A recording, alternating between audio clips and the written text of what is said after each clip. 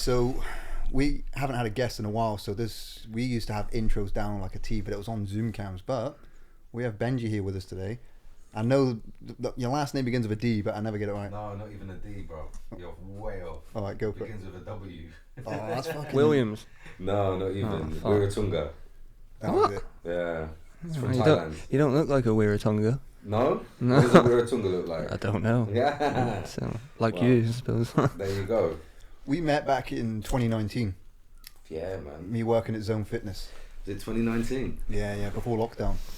And Yeah. at first you were just a mystery because you just kind of you were a man with agency. You just came in, you knew what you were doing, and you got on with it. And eventually, we just started chatting. Yeah. And we started talking about this, that, and the other. You kind of kept your origin story close to your chest, and then before you know it, you're like, "Yeah, I was part of this talent show." And next thing you know, like, we got to hang out, we exchanged numbers, we played a game of chess. Yeah. Well, you whooped my ass at chess. Yeah, but the intention was there. Yeah. You know, engage in a game of chess. And you gotta make it look like you're trying. Do you know what I mean? God loves a tryer. Yeah, I have whipped the ass a couple of times though. Have you? Couple, yeah. But I remember them because it's not that rare. Like, you know what I mean? For him, he wins all the fucking time, so it's like. He kicked my ass recently, but I was so stoned. Like, I'd smoked a pipe in the car. Yeah, we were. We walked in, and then I'm just like, and then these two, town was busy, and you just see these young lads that go, "Those boys are playing chess. Yeah. That's well cushy." I don't know whether to take that as them trying to bully us or they're actually genuinely They happy didn't- to see two people fucking playing chess. Do you know what I mean? They didn't fuck with our game, so I got no issue with them. Nah, Right. mate, they fucking. But and then lockdown happened and all that, and just over time we just stayed in contact. Yeah. So we finally got it organised so that you're here, and we can hear your origin story and just have a little man. chit chat and talk, go deep really more than anything. Yeah, So- it's great to be here. Thanks for having me on. Anytime, Thank you guys. man. Yeah, it's good to actually be here because like we've been talking about doing it for a while. So it's. Are you nice an to- avid viewer? Yeah, I've seen a few of the for sure. I've seen a few of the podcasts you guys have done. So it's nice to be a part of your journey. It is nice, man. And it's Yeah. nice to just have loads of different guests on Yeah, as well. for Do you know sure. what I mean? Like, Well, I remember saying to you, it's like, as soon as we get a studio, you're coming on. Yeah. We've had the studio now since March. and I'm always like wary of new guests because I like to just sometimes I say all days of shit and like, I don't know where it's gonna land with certain Right. people. Do you know what I mean? So it's Yeah. like I'm always like a bit nervous. No, but let You know it what I go, mean? innit? Just say what you need That's to. what I mean. Like Yeah. that's what I kind of see it as now. I just say what the fuck I want. Yeah. Take the hint sometimes as well if someone's, you know. Right. You got to put yourself out there. Step Mhm. out your comfort zone a little bit, but we'll get into that later. So Yeah. take us from the beginning. I don't want to sound like James English because I'm not. We're not that kind of podcast. You know what I mean? Man, from the beginning, wow. I mean, yeah. To long old story. The glasses are even coming off for this, man. It is getting sweaty as well. From the beginning, right? So I was born in Camden Town in the 80s, early 80s, 81 to be specific, precise. Times were tough growing up. Had a tough childhood. What part of Camden were you in? I was by where the overground. So there's the underground station, the tube, and then you've got the overground, and the overground goes along a road that goes. It's called Royal College Street, and it'll take you up to Kentish Town. I was born in one of the broke down little flats. One of the council, yeah, one of the broke down little council flats along there. And yeah, grew up in Camden in the 80s. It was tough, but you know what? Like those times, like we grew up with nothing. We had very humble beginnings, very humble beginnings.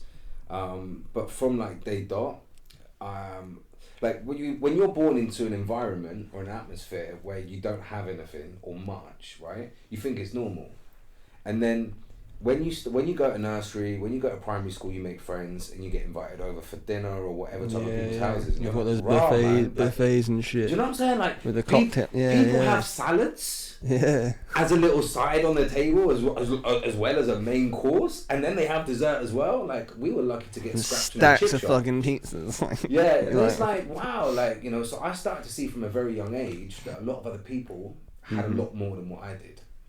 So I decided to, as a young kid, that I wanted to have what they had.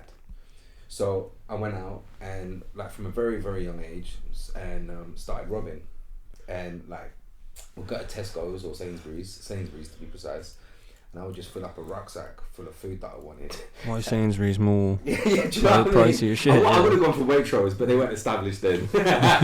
M&S. So M&S. you know, I started to create this world, right, where I could go out and do anything, right, and like it wasn't that regular, but like my mum caught me once and she punished me, right, and so the punishment was I would get no pocket money, and so I stole my mum's flute, right. I ain't got a clue how to play the flute, but I stole the flute. I was 6 years old, right, and I went outside Sainsbury's and I pretended to play the flute, and everyone felt so sorry for me because they're like, look at this little kid, doesn't know what he's doing, but like he's trying to like get money. So they started dropping me pound coins, right? And then I went home at the end of the day and I had £60. Now £60 back in like 1987, that's a lot of money. And so I was more like, you know, fuck you, mum, look, you can't stop me. Do you know what I mean? And the reason why I'm telling you this is because that character in me wanted to go into... But the reason why I'm telling you this, and why it's a key part to my story, is because regardless of my situations and circumstances, I learned how to provide for myself from a very, very young age. And that character, so I've learned a lot I've had a lot of therapy in my life, and a therapist brought it to my attention that when we're young kids, and especially if we go through trauma, we start to create archetypals, right? And these are characters that we go to protect ourselves and let us know that we're in a safe place. So my safe place was going out onto the streets and hustling, like to provide for myself. So regardless of what financial situation I was in, I always managed to find a way of getting by and getting kind of what I wanted, right? Sometimes, you know, it wasn't so legal, but I was young. I didn't really know better. So I was out there learning. Now, why that's fundamental to my journey is because the later on in life, or the older I got, the anger started to build up inside of me, because I was coming from such a poor background, and I didn't have opportunity. Opportunity is the word. I didn't have opportunity, and I didn't really know as well like what my purpose was. Like I was a young teenager, I was a young kid. I was heavily involved in alcohol and hanging out with the wrong kids in Camden. So I had a lot of anger building up inside of me, and I was lost. And that, through my early part of my teens, developed and got bigger and bigger. And the things that I was getting involved in were like stupid shit, like really crazy shit. So my mum saw that, and she moved us out of London to a small town compared to London called Salisbury, right? And that shift and that change for me was good because we were getting away from bad crowds, but it was also hard to adjust to as well, because, you know, my heritage is very important to me. I'm half Thai, and being brought up in a very rich, diverse community such as London, being around ethnicity and so on is a big part of who I am, and I really embrace that. And so to go to living in this cultural melting pot in London, to then go to Salisbury, which is very white, middle class, upper class, it really... Is that where the Skripals got? The what? The Russians got poisoned. Yes, yeah. That's where they got poisoned, yeah. I don't know Crazy shit. Crazy shit. And it's funny because the bench that they got poisoned on is where we used to drink like diamond white cider and shit. Like, White Lightning, Frosted White Jackson. Lightning, yeah, 2020. Onion cider. Yeah, onion cider. Yeah. How old were you when you moved to Salisbury? I was 11. Right, got you. Was 11, and then Was that more upper class, not rough?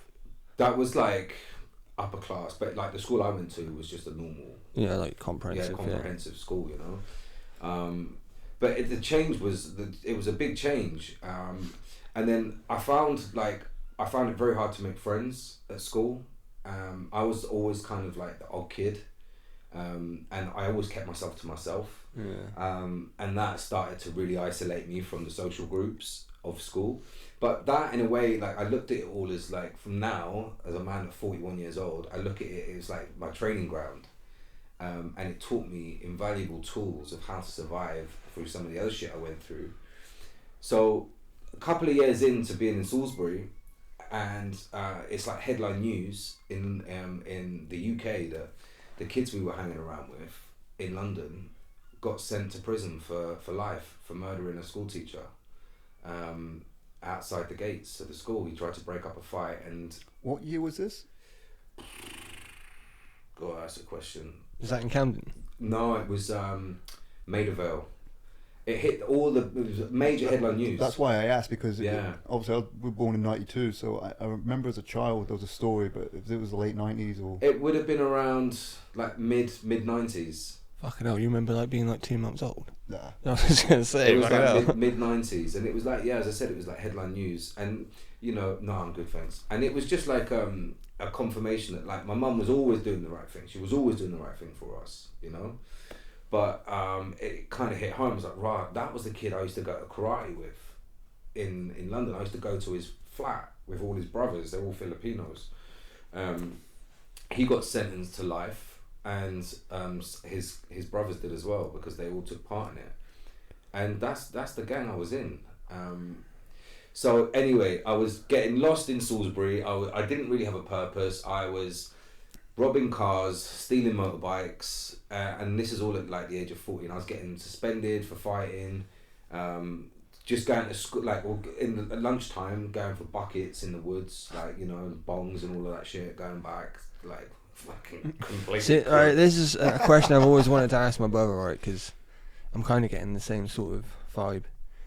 Like, he'd smoke weed when he was like 13, 14, and that growing up, and I'd always ask him, like, bro, how is that not chill you out? How are you more raging still? Like, do you know what I mean? Yeah. If I smoke a bucket, I'd be like, oh man, absolutely comatose. Do you know, yeah, do you know what I mean? So like, I'm just trying to get a sense of like how people can still smoke and be angry. Do you know what I mean? Right. It accentuates. It doesn't, like, you Like know, whatever you're feeling, like if you're angry and you smoke, you like, you know, if the emotion's there, it's only going to bring it out. You know, Yeah, if you, for sure. you know, I mean, I'll talk about it later on, but like, you know, insecurities that we might have, you smoke that weed, it's going to bring out those insecurities. Weed didn't make you insecure. The crew in Salisbury, were they the ones that got sent down for No, the in teacher London. in London? Right, I just want to double check. I was pretty sure that. Anyway. Yeah. But the fact is like the realization of, had my mother not moved me to Salisbury, would I have followed the same fate? I would as have them? been in that crew, man. I would have been, you know, I probably would have been with them on that night, because we would hang out every night. Yeah. You know, so, you know, it would make sense. I mean, who knows, you know, but it's just an example of, that's the kind of crowd I was immersed in. Yeah. They were the people I was keeping, you know, and it wasn't just that crowd, it was just everything else. It's like when you're young, and if you have anger in you and you feel alone with it, then that's when it becomes like a nuclear weapon inside of you, because you're young and you don't know how to channel it. You don't understand it, right? So then it's just like, it festers inside of you, and it becomes so toxic and poisonous, man. It will seep into every single part of you. It's because like the front part of your brain is what do they call it, the prefrontal cortex, and sorry, I'm just losing my trail of thought there. The prefrontal cortex is responsible for logic and reasoning, and that doesn't really fully form until you're in your early to mid 20s. So Right. as a teenager, you try, how can you rationalize things that are new to you, right? Because everything's emotional. So a lot of it's coming from the hippocampus and the amygdala, which is like the threat response, and our emotions. A lot of our what we call implicit memory comes from that part of the brain, where we kind of have to, things get lost in our brain. Yeah. And then it's not until later on, like you said, it comes back to get you, and you're like, Right. yeah, I'm going on a fucking different tangent here. So No. I'm with you. Yeah. And to look back and think, shit, have I not left, that would have been my fate as well. For sure. Like, if it wasn't with them, then I'm sure it would have been with a different crew, or I would have got myself into my own shit. Do you know what I mean? Like, so. There's one thing I want to ask you, right? Yeah. These kids that you grew up with, the ones that got sent down. Yeah. Looking back, do you see a lot of talent? Did you see a lot of talent among you despite the. Oh man, loads. Like some of them, you think, oh my god, had they have made a similar move, they would have gone on, because we grew up with people who have gone down the wrong route, or people that have just, they're in bad places now. Yeah. And I'm thinking, fucking hell, when we were 15, the talent for sure that individual had. Yeah. It could have been anything. But this is what the point is. The point is that when you have that anger, or when you have any kind of trauma, right? If you can identify it and learn how to channel it, boxing. Could be boxing, it could be singing, dancing, anything that's expressive where the body moves, right? I'm just talking from my personal experience. So for other people, I think it's true for everyone, because it takes your mind off everything. For sure. But I'm not saying that like everybody that's been like gone through a traumatic experience needs to do something like boxing, because there are other people out there that find maths like a big turn on at some point. Do you know what I'm saying? So it works differently for different people. It's problem solving. It's problem solving. But my point is that the body has to move, right? The body has to move because it's expelling energy. And that energy, it's like we have a massive incinerator or a recycling bin inside of us. Stick with me on this, yeah? So this energy that we have is trapped inside of us. And when we're young, we don't know how to expel it.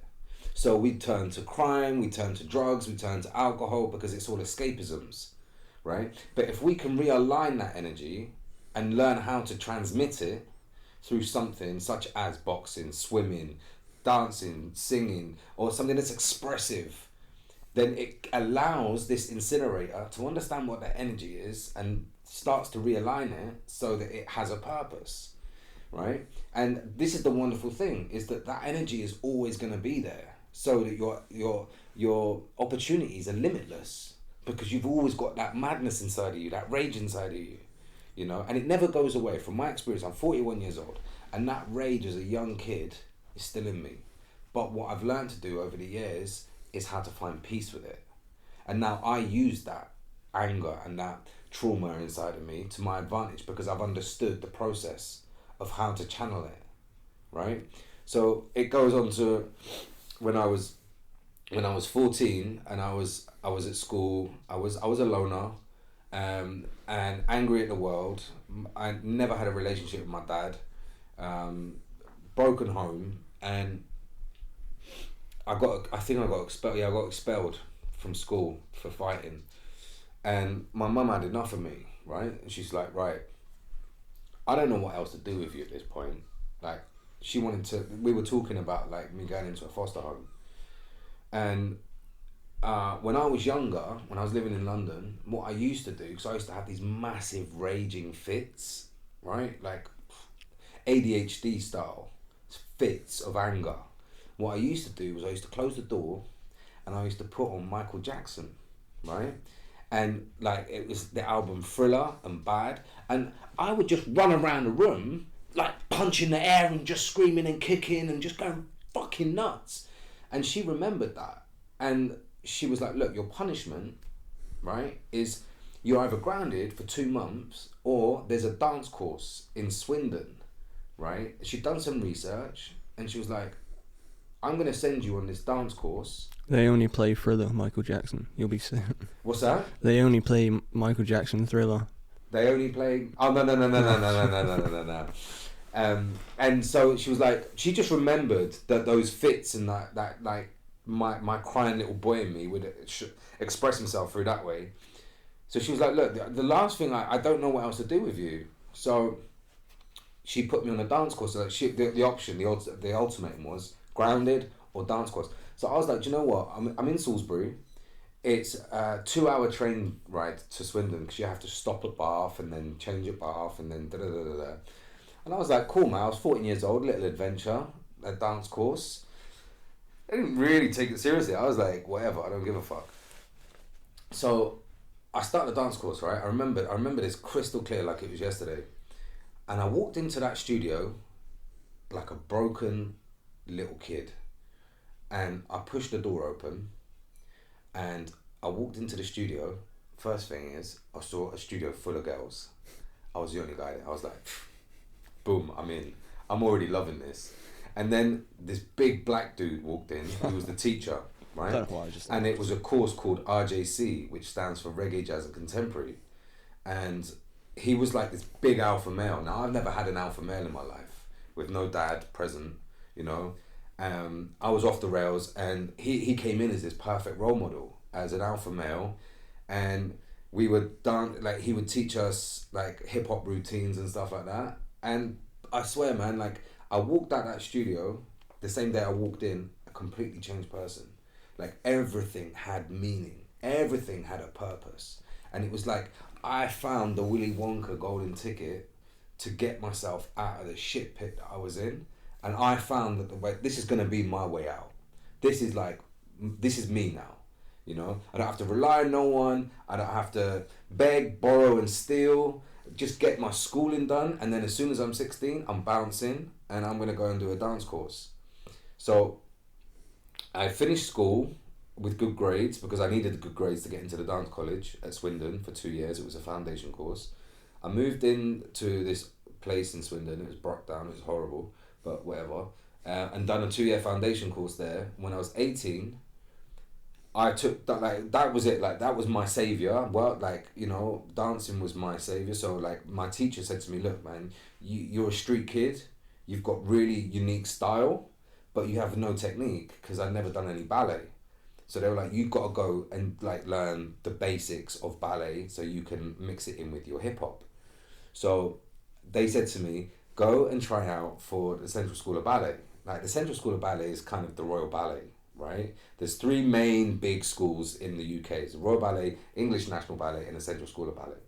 So there's me, street kid, rocking up to this audition in London, right? I got gelled spiky hair and like diamond earrings, fake, and gold hoops and a gold chain, and I'm bowling into the casting, right, to the audition, and like the guys, the teachers there are like the panel, right?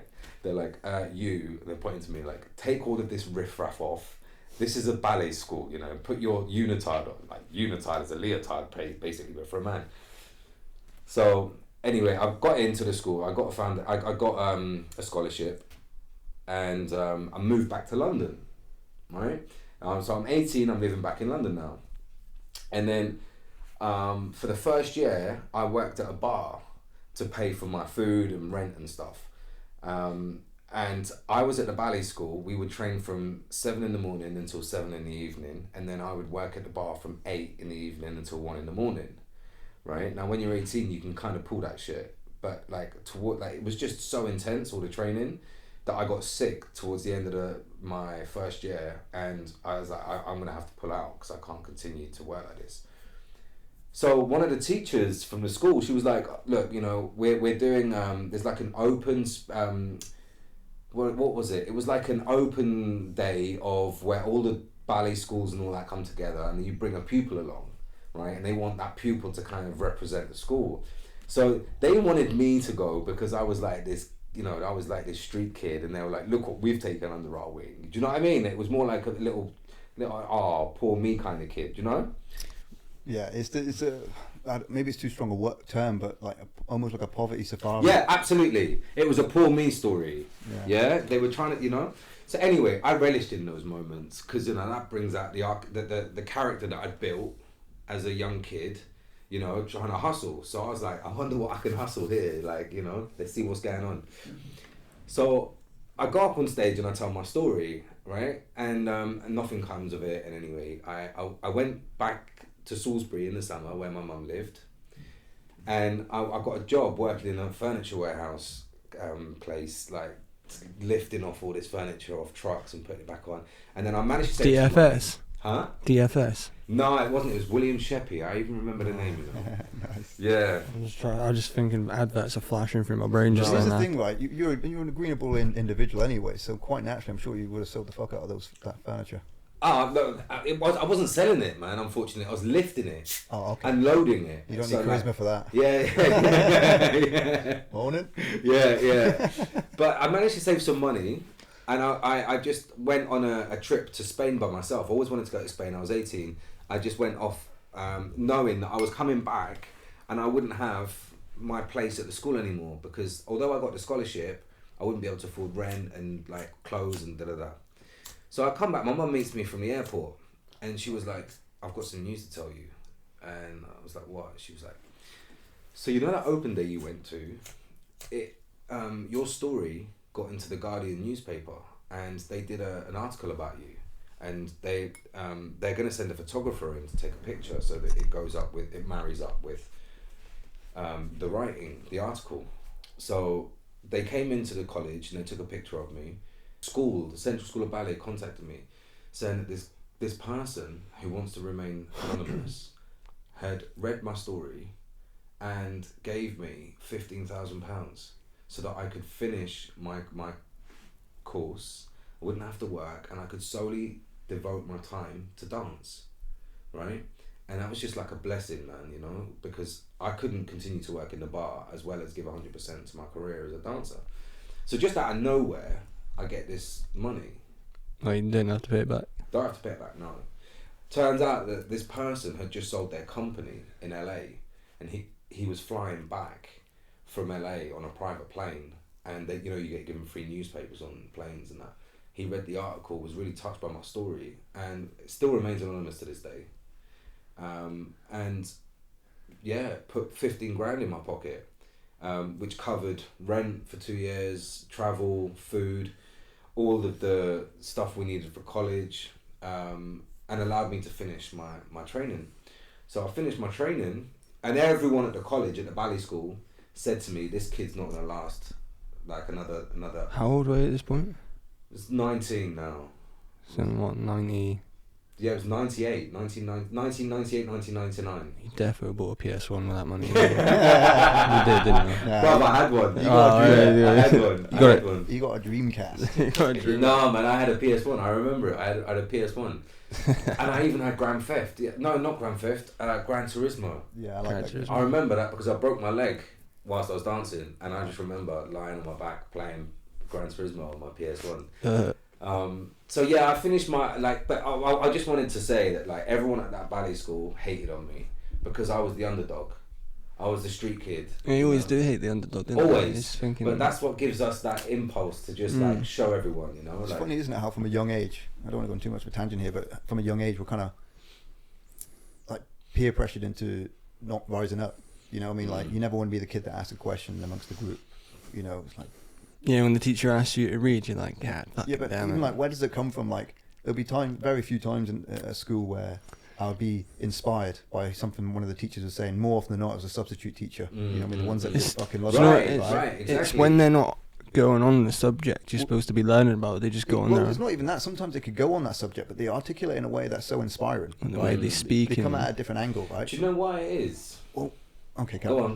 Sorry. No, I was just going to say, but they would say things and I'd want to put my hand up and answer that question, engage in that conversation, but I wouldn't because eventually I would. But, you know, that's that sort of so innate sort of awareness of the social pressure to not rise above and be like, look at that nerd asking questions, you know? And just like you said, there's this sort of level of conformity that you find yourselves in, you know? And I'm not saying that there's nothing wrong with conformity, but there's something, you know, do what you got to do to be successful in what you're doing, but don't judge other people for going rogue. Do you reckon it's a fear of being wrong? I think we're naturally tribal. Or you just didn't have the balls to be like, yes, please me, sir. Yes, no, but we're tribal by nature. And it's like, we kind of like don't want to... Because I'm the same, I'd want to put my hand up, but sometimes I wouldn't. I'd just be like, I think I didn't have the balls though. I don't think I'd know. I think I'd know the answer, but the same thing happened with you, like, you know, the other dancers, like, started scrutinising you and thinking... Oh, absolutely. You know, absolutely. Because you're different. Right. But you know what? Throughout the whole of that process, I always kept hold of myself. Like, I kept hold of my identity. I kept hold of that belief in me. That fire never got dimmed out. Like, I got kicked out of classes all the time. And when they kicked me out of the ballet classes, I go to the dance studios in London and do hip-hop classes. I'm like, peace out. Cool, you've given me an excuse to go and do me now, so thank you. Do you know what I mean? So I use it to my advantage. It's because people want you to change and be what, like, follow their crowd, and you don't. You're like, no, I'm good. And you know the thing is as well. This is something I noticed a few years ago, right? And it was quite a hard hitting lesson for me. It was like one of the not the last adult lesson, because I think you never stop learning lessons as an adult. Some people just want to see you fail. Yeah, absolutely. And it's not personal. It's just they want to take that energy from you. You know that energy you're talking about. Like I had the same analogy, but I call it the pilot light. We all have a pilot light, a soul, a divine, whatever you want to call it, right? And some people fuel theirs by taking it from others. For real. Whereas if you are someone who's altruistic and compassionate, and you give a little bit of your flame to someone, a little bit of your soul, it grows stronger. Yeah. You know, fucking Vecna, innit? but you got to give a little bit. Yeah, It is, isn't it? It's like, Sometimes you give a little bit of yourself to someone else to lift them up when they're time of need. Yeah. It's only going to make yours grow stronger. But other people, they just take. Quick tangent, right? About pornos, go on. right? Sylvester Stallone, before he made it, Yeah. I He was found in this the out porno. recently as well. It's yeah, like, it was called the Italian. No, right. So they renamed You it the told Italian me, Stallion you later, told right? me. But it started off with like Roxy and Friends or something like that, right? So what happened is that you know, he wanted to be an actor from day one. As a student, went to student school and all that. Because of the way he was born, one side of his face was paralyzed, and all through his 20s he fucking struggled, and it got to the point it was so bad that he was either he robbed someone or he sell his dog for $200, you know. But then another time he did a porno for like $300, and then he did all these bit parts all through the early 70s into the mid 70s. Yeah. But he was a really talented screenwriter, and then he eventually have you seen it? I haven't seen the porno now. I think I've heard I've this seen the story. trailer of it. But anyway, so Rocky happens. He does the script, blah, blah, blah. I'm not going to go too into it, right? But it's a success. I can hear the motorbikes and I'm like, oh, this shit's getting cut. I'll just tell you the story anyway. So, Rocky's a success and all that. And obviously the porno company want to capitalize on his fame. So it's like we rename it the Italian Stallion, turned it into a soft porno. Soft porn. Yeah. Dubbed over it like Adrian, Your parlour. dropping But loads. anyway, sorry. Anyway, No, all good. So, yeah, I did the 3 years. I showed and proved everyone that I had the minerals, and I come through. So I did the full training. Like, it sounds kind of it takes balls to do ballet though, as a male. Like, Absolutely, but you know what? probably not nowadays with the society now, but back then. Back then, Yeah, it yeah. was like such a taboo. It was such a thing, you know, especially It was like. Billy Elliot a thing then. I don't know. Man, I got. Did I get shit for it? Yeah, I did. Was there like people in the car like Perth? Yeah, I got all of that, man. I got all of that. You know, like so. Also, do you know what? Here's the interesting thing, right? Because this is. I'm sorry before you go on. This is what annoys me about like sports in general. Like people are afraid to come out just because. Do you know what I mean? This is the interesting thing, right? I'm gonna flip it. Is that in my ballet school, right? So there was 3 different years. There were first year, second years, and third years, and like there was maybe 200 and something girls, and there was like maybe 30 guys, and within that 30 of us as the guys, there was maybe 3 of us who were straight, right? I got more abuse from the gay kids at school, at the ballet school, than I did anyone off the street or any of my pals. And the abuse came from the gay kids telling me that I was gay, and I didn't know it yet. And that, like, yeah. I was in, but the thing is, I was in their world. They're trying to make you think you're gay. Yeah. And I had that for 3 What's years. that called? That's like gaslighting, Yeah, isn't it? Gaslighting. And I had that, and this is the thing, is that this whole situation was flipped on me. Like, so instead of me getting shit off of my peers, Why don't you just suck and my one of their pals. cocks? So, yeah, I'll fucking come here then, gay boy. So yeah, like I got more shit and more. Like, I'm gonna call it mental abuse because that's what it was. Like back then, Pretty much, yeah, mental torture. Yeah. emotional abuse. It was emotional abuse. I mean, don't get me wrong. Like, I had fun at the school with the girls because I was like one of the only straight kids there, and like there was all these beautiful women there, and so I had a ball, man. I had a great time. I was like a kid in a candy shop. It's natural, isn't it? You know what I mean? So I had a wonderful time. But yeah, I got more shit from the guys at school than I did anywhere else. So I did the 3 years, and I had it very clear what I was going to do. And I moved to New York. The day I graduated, I moved to New York with $400 in my pocket. Right? And this is a funny story. I wanted to go to New York because that was the heartbeat of hip hop. That's where all the like castings were for the big world tours and stuff like this, right? I only had $400. The night before, I watched Donnie Brasco, right? And in Donnie Brasco, he says, hey, if you're going to be a wise guy, you got to fold your money and put it in your sock. You don't carry it in your wallet, right? So I was on the airplane, right? I was landing in JFK. And at the time, the Twin Towers were still there. right? So I remember being up in the aeroplane and the pilot saying, if you look out the window, you can see the towers. We looked out the window and the two fucking massive... No shit, we're going in! I'm joking. No. I just thought don't worry about it. So I took the money, right? I took the money, the only money I had in the world, right? And I folded it up and I put it in my sock. Not the whole 400? Yeah. Well, I had 200 in this sock and 200 in that sock, right? Not a cheeky $10 for like some... Nah, I thought I'd put the whole thing in. If one of your shoes get robbed, you know, you still got the 200. Yeah. God damn, at least I got this sock. But here's the funny thing, right? So I'm like thinking to myself, you know, I'm a wise guy. I've watched Donnie Brasco, I've put my money in my socks, right? Should have watched Goodfellas, man. I know. Or Casino or the other ones. No, but it saved my life because what happened was I got to the airport, picked up my bag, got in a cab, right? And the cab dropped me at the address where I was staying, and I left my wallet in the cab. Oh, you left a sock in the cab, man. No, didn't leave the sock. Wallet in the cab, but the wallet had nothing in it because all my money was in my socks. Fucking mate, real quickly, I got to tell you about the time Goodfellas saved my life. Right? Were you getting followed by a helicopter? And No.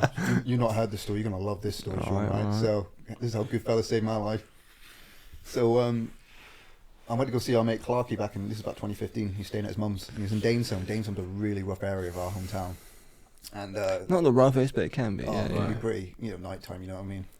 And I'm a bit blazed. I mean, some guy said he was gonna bat my dog. Well, there you go. So that just gives you an idea. So I'm waiting outside for my dad to come pick me up, right?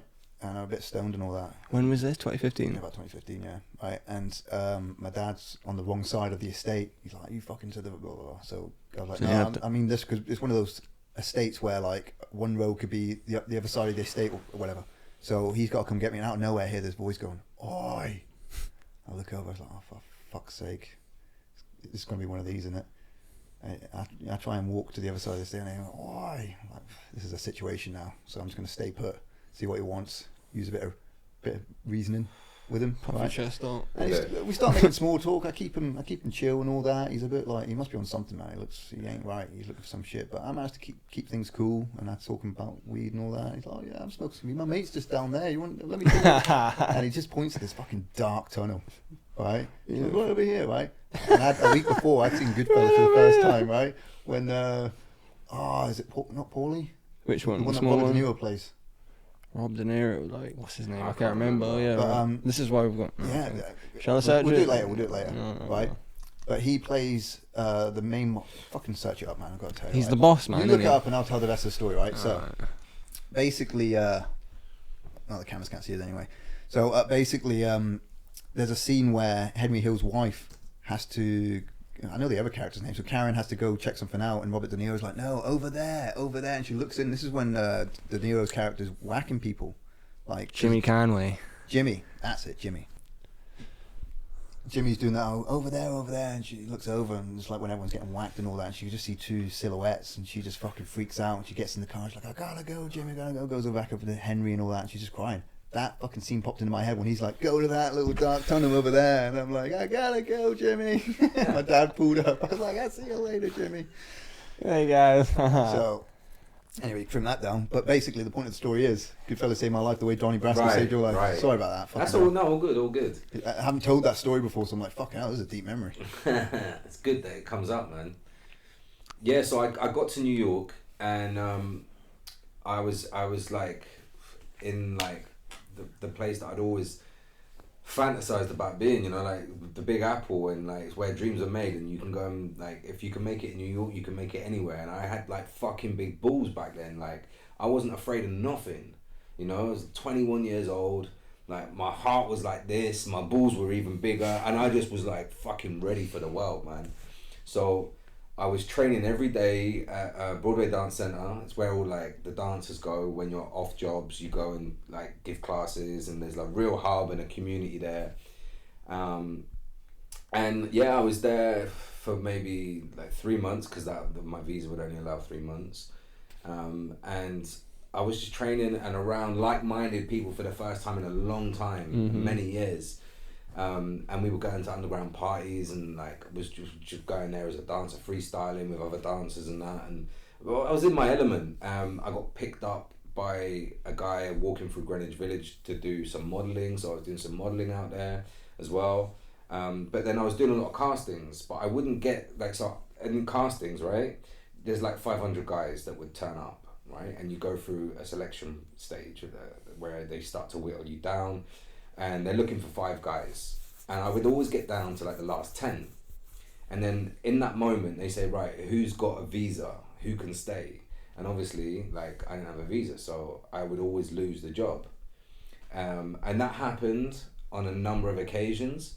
So I was just like, you know what, and it was like, I know I got the talent in me to like smash these jobs. Unfortunately, I'm falling short because of the visa issues and shit. So I came back to London. I was in London for a while. I was with a girl in New York, and then I came back to New York. I went back to New York, but I was still coming up with the same problem, and that was I didn't have papers. So I got frustrated, and I came back to London. Now, this is like this is what makes me smile so much, man. Like, this is one of the best memories I have in my life. So I go to the Yellow Pages, because it was Yellow Pages in them days, yeah. And I looked up all the dance studio, the dance agents, because I needed an agent to get me the big jobs, right?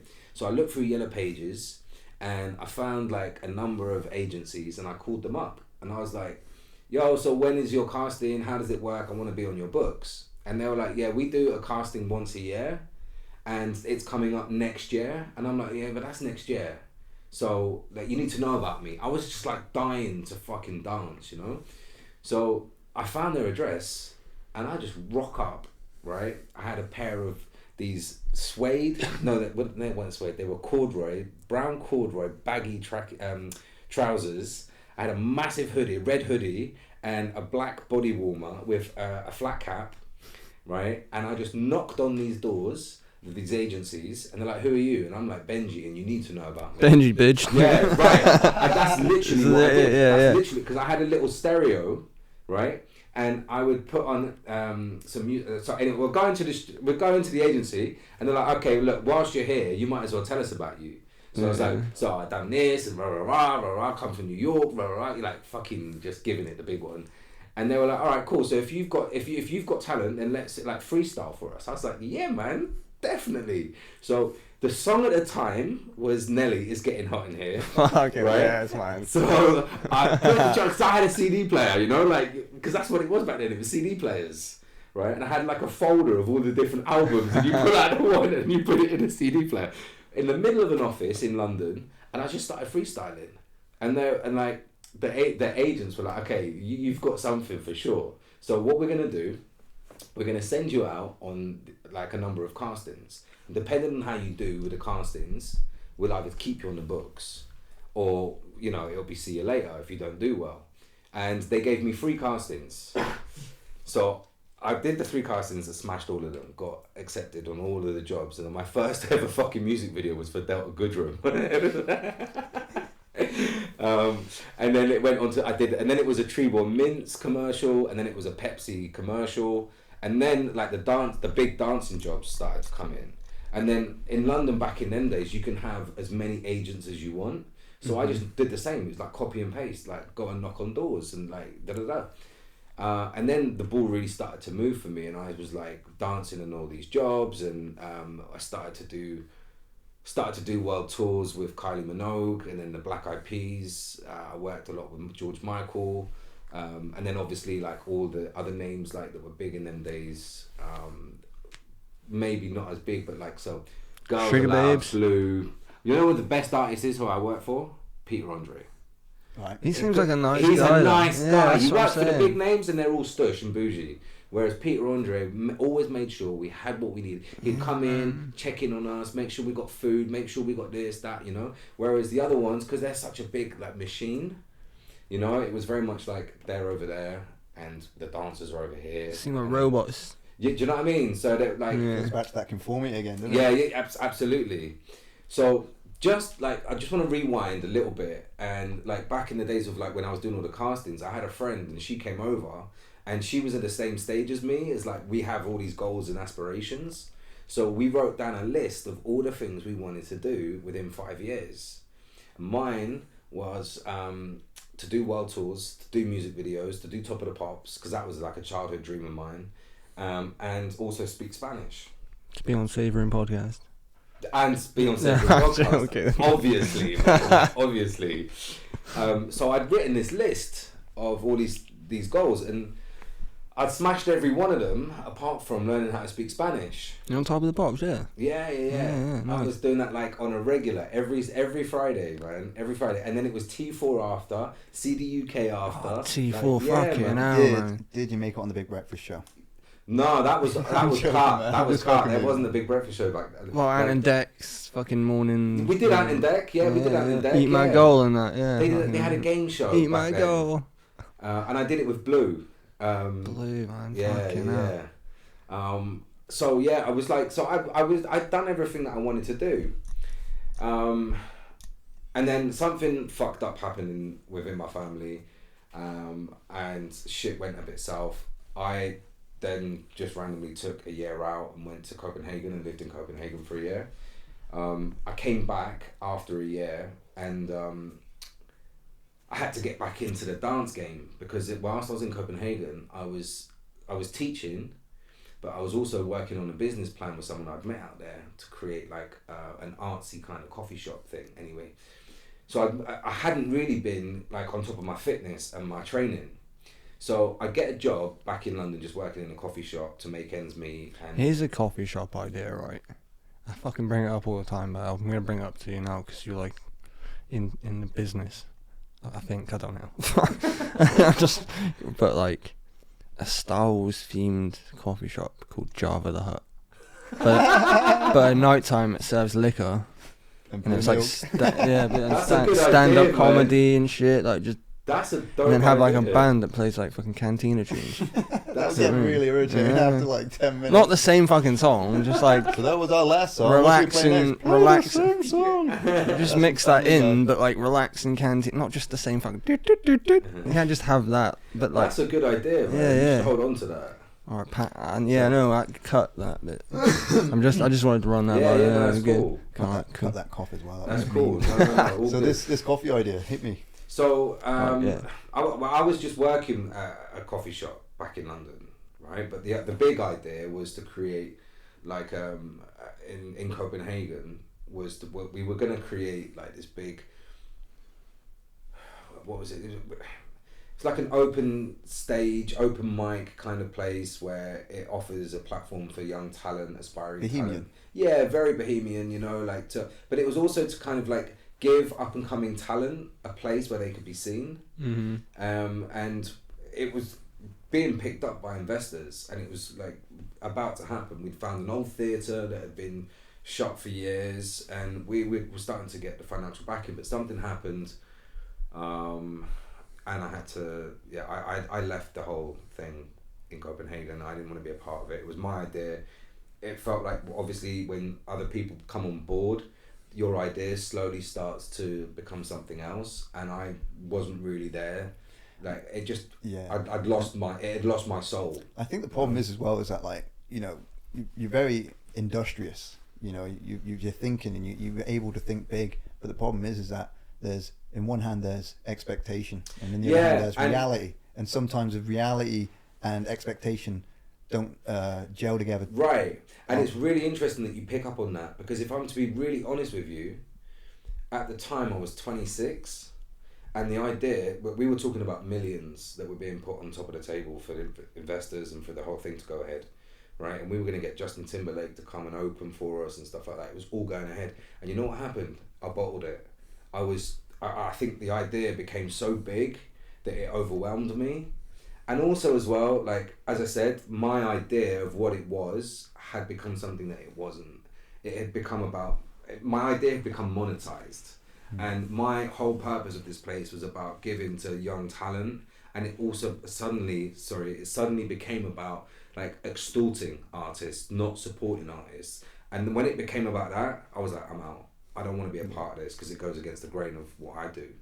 You want to keep your morals, don't you? But this is it. But it's hard to do that when principles. there's money involved. When money comes involved with the wrong investors and with the wrong. Yeah, but like you say from the beginning, because you grew up broke. Yeah. Like I did, fucking money wouldn't bother me. See, if someone wanted to buy the rights to the podcast and like it, but it was on their rules, I'd be like, nah, I don't know about you, but It's an interesting 50-50 and whatever. I'd be like, no. It goes back to the balance as well. Sorry, it's relevant to what you're saying. I don't interrupt, but Like it goes into in one. I was watching this.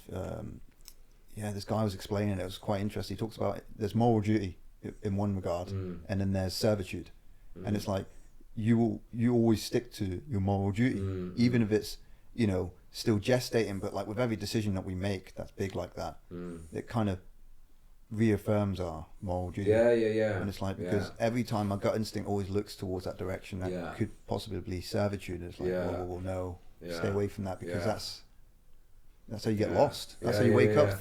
You wake up 50 years of age, you think, what the fuck have I done? Like, I can honestly take accountability from my part in it. Yes, it was becoming something that it really didn't feel like it was my project anymore. But I was in partnership with this wonderful woman. Her name's Suzanne. And she was like a mother to me, and she was incredible. She was the one that made shit happen. Like, I'm the dreamer, and she was like the realist. And she was very good at being able to box ideas and learning how to capitalize and how that would look in money. So she was great at that, and she was very supportive. She was amazing throughout the whole project. But for me, I think two things was that it overwhelmed me at such a young age, because it was growing so quickly. It scared the shit out of me, and I wasn't ready for it. And it was also becoming something that I felt like it wasn't really me. So I got this job at a coffee shop just to kind of help me through a hard time. And I was at the coffee shop, and like, because I had no money, I was just eating all the cakes and eating all the food at the coffee shop, man. Like, I needed to eat, you know what I mean? So like, I was eating all the pastries, cheese twists, everything, bro. Oh, man, like everything. Ice fingers. Like all of it, man. Like I was eating everything. So I was like like gaining weight. I was out of shape, you know. They're coming in like, you look a bit chubbier today, baby. Dude, like, especially for a dancer, and we get our jobs by taking our tops off and looking the part, and then you've got to dance as well. Do you know what I mean? So I was really losing that side of me, but I knew that I needed a big job to get me back on my feet again. Yeah. So I called my agents and I'm like, yo, I'm back. Like, can you get me some castings? And it went a bit quiet for a while because it was Christmas, and the industry dies at Christmas. And then in February, I get a phone call. They're like, okay, so there's a tour happening for the X Factor, and they're looking for dancers. And it's going to be like a 3-month job. You tour the whole of the UK. Right? And I'm like, yeah, cool, I'll go to it. So that was like my big opportunity, right? To get out the fucking coffee shop and to get out my mum's place and to get myself out of this hard place, So, by the way, like, I'm like 15 kilos overweight, right? Rock up at this casting, and I've got the biggest hoodie on so it hides my body shape, right? You're doing a Marlon Brando. Like, I was really out of shape because I have a body type that if I don't stay on top of my fitness and shit, like, I get out of shape real quick. So I went to this casting, and I remember walking to this casting with this mantra in my head, like, I'm a warrior. I've got to do this. I'm gonna get it. I am. Like affirmations, because like I hadn't done a casting in ages. I've been out of the scene. I was out of shape, but I knew I had to get this job. Turns up at the casting, and everyone's there. I haven't seen in a couple of years, and it was nice. And that. Got to the end, and I'd been kept, but they still had to whittle us down. So again, there was 10 guys, and they were looking for 4, right? And there was also the girls in there as well. 10 girls, and they were looking for 4 girls. And we get to the end of the day. It's been a long day. We've gone through about 10 different rounds of castings, and it's fucking long. And so right now, take off your shirt, boys. Yes. So this is what happens, right? Oh, no. So this is fucking like, you know what? Life is beautiful, mate. Life is beautiful, right? So what happens? We stood there, and the choreographer, she goes, right, my favorite part of the day, boys, line up. Take your tops off. And I'm like, oh fuck, I've lost the job, man. Like, fuck. And so we lined up, and my heart was in my mouth. And then her phone, the alarm on her phone goes, right? She looks at her phone, and she's like, oh fuck, she said, the parking's run out on my car. She's like, I'm gonna have to run, fill it up, and I'm coming back.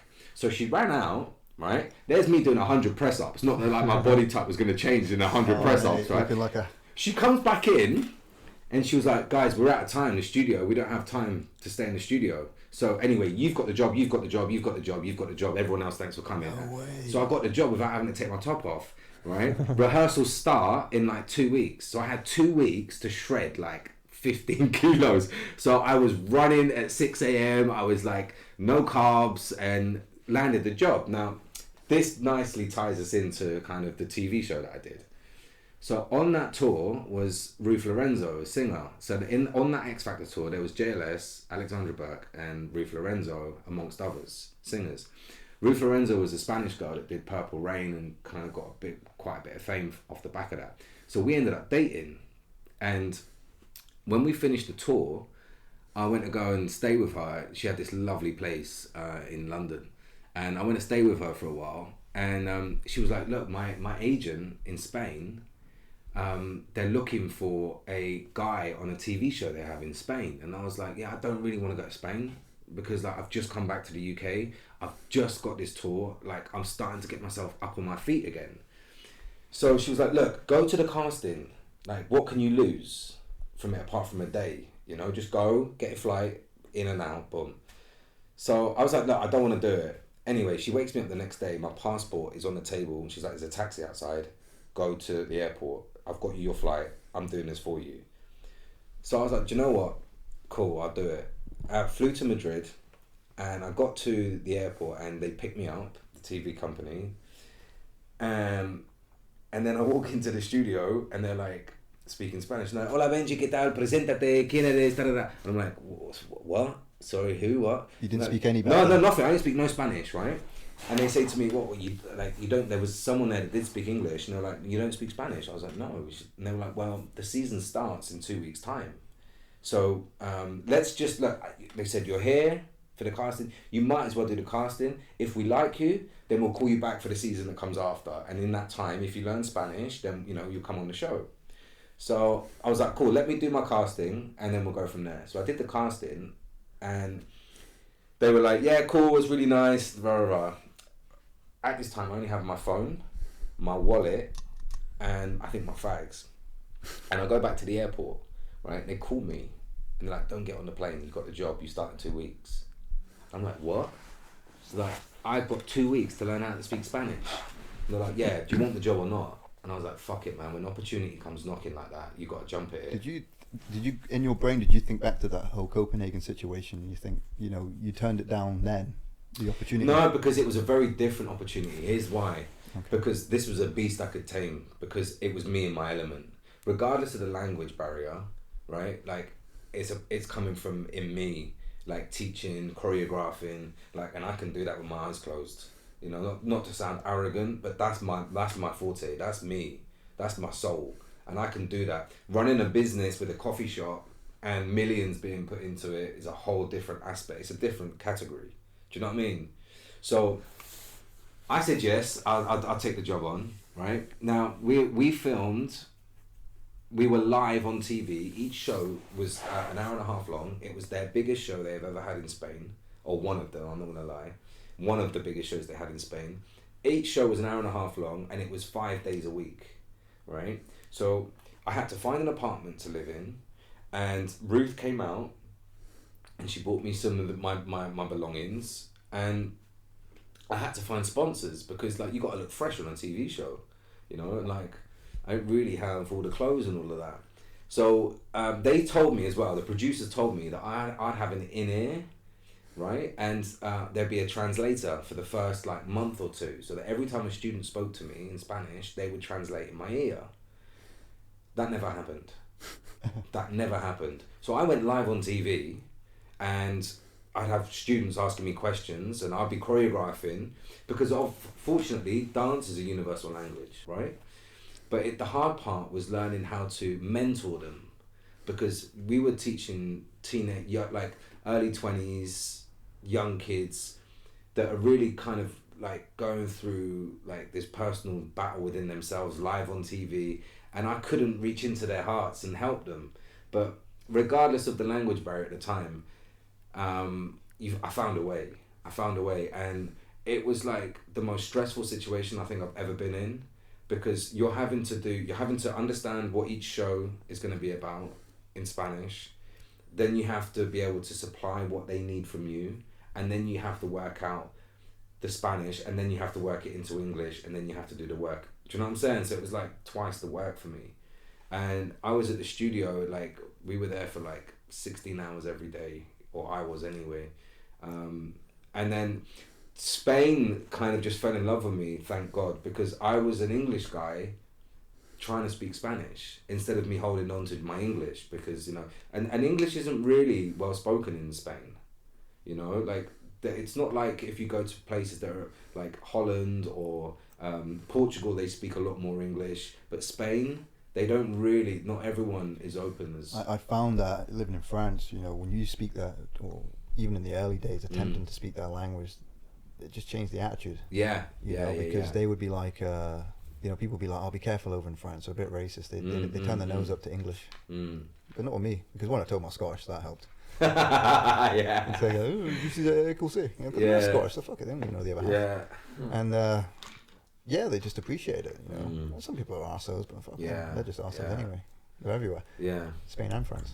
Yeah, no, for sure. And yeah, so anyway, sorry, carry on. No, but I'm grateful for that situation, because like after the first season that I'd done finished, I had a base in Spanish, and I'd learned Spanish through speaking with students. I also had a little notepad that I would write down words that if I wanted to learn, then like people would help me. So every time I wanted to converse with my students, I go to my notepad and try and, like, you know, work out. And fair play as well, because what year was this roughly? God, 2009. The reason why I ask is because, you know... I had pubes then. Fucking hell. We're at that stage where I'm on the pubes timeline. Yeah. Fuck yeah. Sorry, Dan. The reason why I bring that up is because you look at how people learnt languages up until very recently, you know. My uncle trying to learn Spanish in like the early 2000s. Yeah, you've got that. Right? Then it'd be CDs. But then, you know, you were still learning, and you're learning another language during a time where it wasn't easily accessible audibly. You know Absolutely, what I mean? Right? Absolutely. Like, I learned French by podcast. Right. And it was like real situations, real scenarios, right? Yeah. So fair play to being able to, because writing down a word, especially Latin-based words, there's no way you're going to pronounce that right. Because they conjugate every single verb. Exactly. Whereas in English we don't. So there was like, you know, for the word, say like, are you hungry? The verb hungry, you have to conjugate it depending on who you're talking to. Yeah. You know, and there's so many different ways of saying What's it. messed up about Spanish as well, because with French you always have a pronoun followed by the congregation of the congregate. Let's just call it congregation. Yeah, congregation. Yeah. Right. And you'd always have a pronoun, but with Spanish, even though I don't speak the language, I noticed that sometimes there's not always a pronoun. No. It's weird that. Yeah, it is. But you know what? I'm grateful for the situation, because I then, you know, I came away from the show being fluent in Spanish, and it takes me back to that list I wrote down with my friend about I wanted to do world tours, music videos, Top of the Pops, and be fluent in Spanish. I was also on live TV, and I was also trying to deal with this new job. So it's not like, you know, I would go and do a job that I could just kind of go in, go out, do my thing, and, you know, it was like seen on a massive scale, and there was a huge amount of pressure to deliver. So, you know, that was like crazy. So my brain, like, there were some days where I just couldn't talk. A lot of the times I couldn't sleep at night, even though I was so physically tired and mentally. My brain was being pushed so far that I couldn't switch off. I remember a funny story, little sidetrack. I had this lovely girlfriend at the time, and she was so beautiful, man, like inside and out. What a great spirit, puts a big smile on my face. And so our relationship was coming to an end. Just thinking about those titties, aren't you? I'm thinking about the wild times, man. Like, we had some wild times. Like, we would just jump on a flight and go to Morocco for weekends and stuff. And like that ain't no remembering her beautiful eye smile. That's definitely a titty smile. Busted. No, I just did that for effect, bro. So Pineapple Express. But the funny thing was, like, she didn't speak no English, which was great because it helped my Spanish. But why I'm telling this story is because she came to my flat once that I had in Madrid, and like we were breaking up, and I couldn't articulate myself, and that was so hard.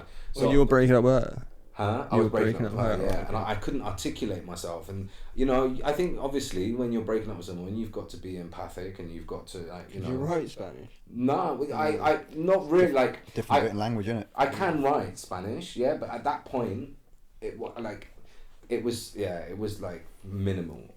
So we sat in front of a computer and went on to translate, and everything I wanted to say, like, so we had this fucking deep breakup, and it was all done through Google. Did you do it through the speech thing? It's over. Every time you type something, she just cries a little bit more. And do you know what? I felt so bad, and it was so frustrating because, like, we should see other people. Why didn't you just get on the fucking plane and go? Like, It's not you. Yeah, it's I me. wish I wish I could have. nah, I'm because joking. I You think, can't do that. You can't. No, do you that. can't. Sorry, No. sorry. And I also, like, I had a job there, you know, I was to do, but yeah, it was tough times, man. It was really tough times. But yeah, so we did the show. The show was great success, and here's the funny thing, yeah. So when I was in the show, I was getting a lot of, like, anything that I wanted. Like, I had about 100 pairs of trainers, all Nike and all of this, and like Carhartt with my sponsor. Anywhere that I chose, I could go and get free clothes. The deal was they have to be worn in the show once, so that they can be seen on TV once. And then if I do that, then I get to keep them. So I had, like, all this sponsorship. I had money coming in, and then as soon as the show finished, boom, everything finished. Yeah. The sponsorship finished, like.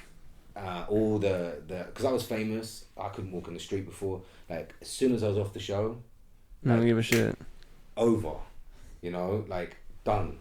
And it was crazy to go on that, like, this journey of, like, coming into Spain, not knowing anyone, to being really famous, to then the show finishing, and then going, like, back in. What a low. Yeah. low Oh my God, Because man. I'll tell you two examples, right? I mean, I'll get my dad's going to come on the podcast Mm. at some point, and he's going to talk about, you know, he's spoken to me before about being in the army. He said the only thing you had to have to worry about being in the army was getting killed.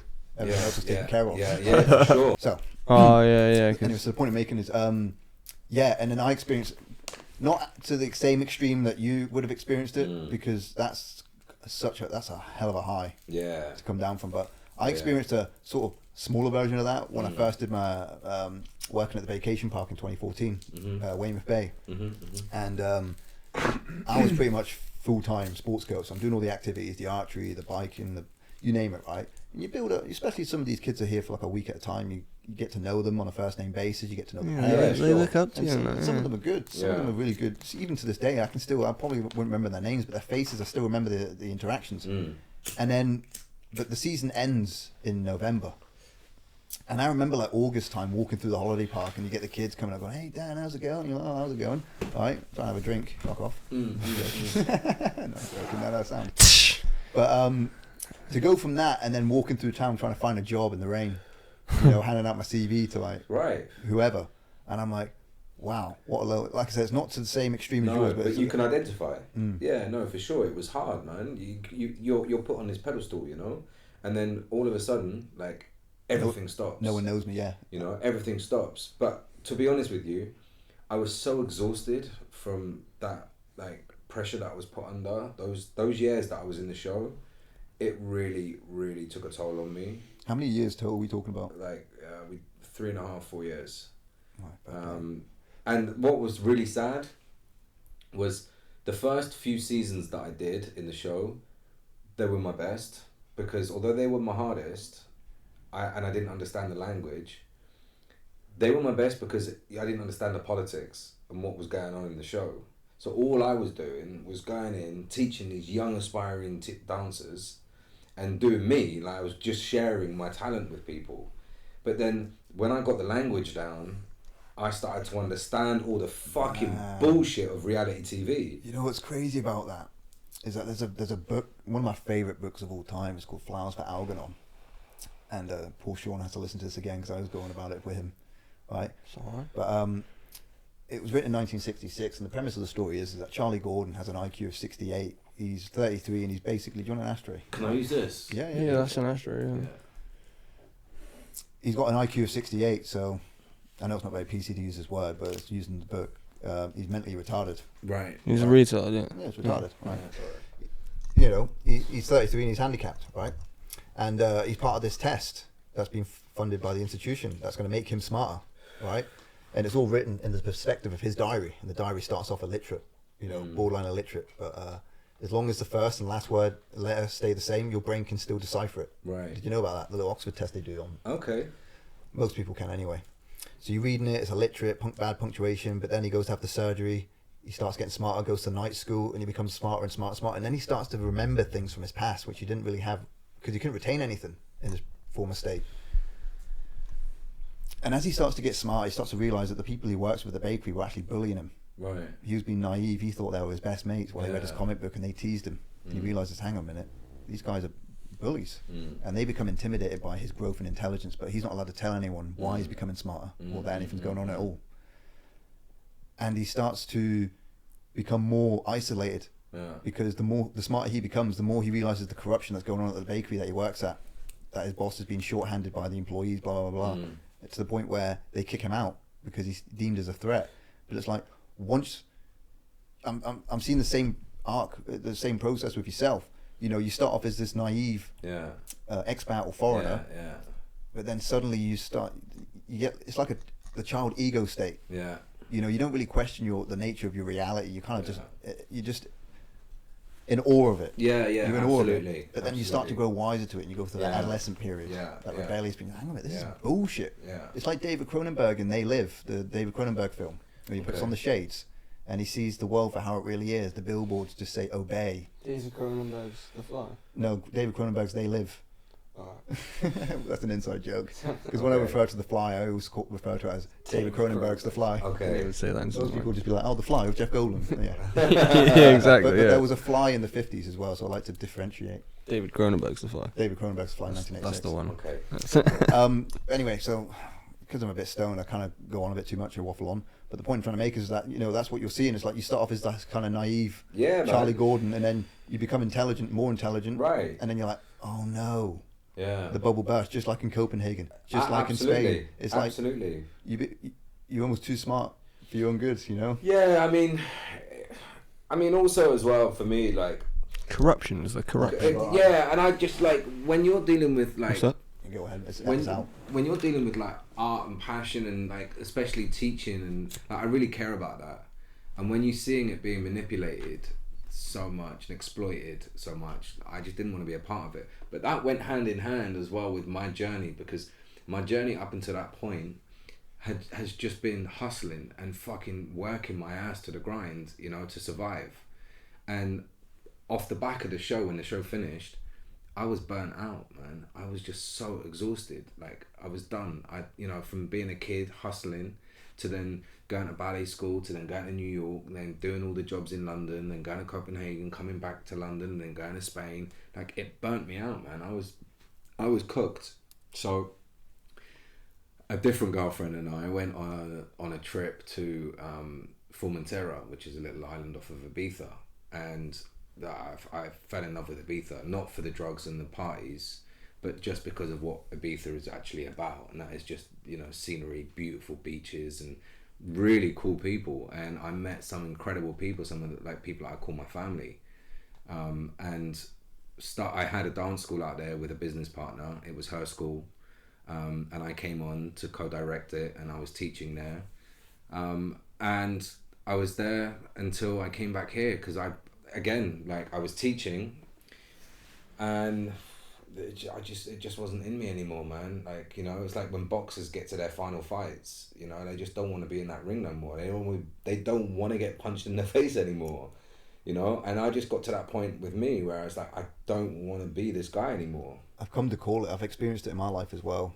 Parkour was a big part of my life when I started when I was 15, and it really kind of helped me. It gave me some form of identity, something to strive towards. Identity, because it was so new at the time that, and internet was in its infancy as well. Modern internet was in its infancy, where YouTube had been out for a year. So message boards and that were the thing. Message boards and all that. And it was so in its infancy simultaneously with the internet, and so I did this from 15 to 21. This was a big part of my life. Whether it rained, whether I broke a leg, I was fucking back at it. I just cared that much. I was so into it. This was everything to me. But then I get to 21 years of age and I start getting little feelings that I might be done. But it was absurd. It was such an absurd thought at the time, because I thought, without this, I'm nothing. There you go. It was like Spider-Man. There you go. You know, what he says to Iron Man in Homecoming. He says, without the suit, I'm nothing.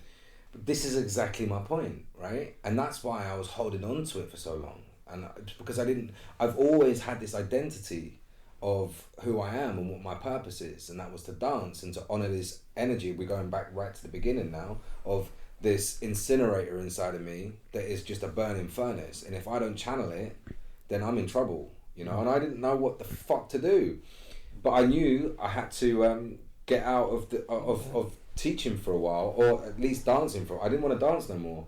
I didn't want to teach. I didn't want to be creative, and so my mum had retired from London, and she moved down here to Portland.